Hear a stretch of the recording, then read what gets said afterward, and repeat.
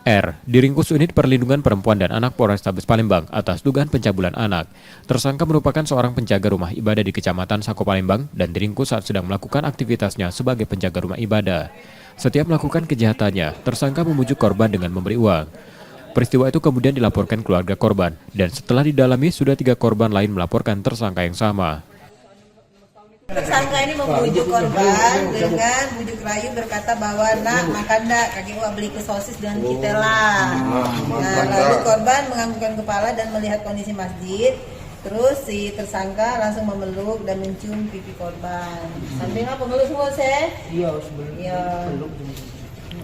Korban dengan pelaku ini hubungannya apa, Bu? Tetangga apa gimana, Bu? Pacaran. Kalau marbot masjid, tapi si korban warga di sekitaran masjid. Berapa korbannya, Bu? Tiga orang. TKP-nya di mana? Di masjid? TKP-nya di Masjid Nur Masnun di Sematang Borang, Perumbumi, Nusa Cendana, Sako. Tersangka kini ditahan di tahanan Polrestabes Palembang untuk proses hukumnya dan terancam hukuman 15 tahun penjara. Yudi Kiswanto, Kompas TV, Palembang, Sumatera Selatan.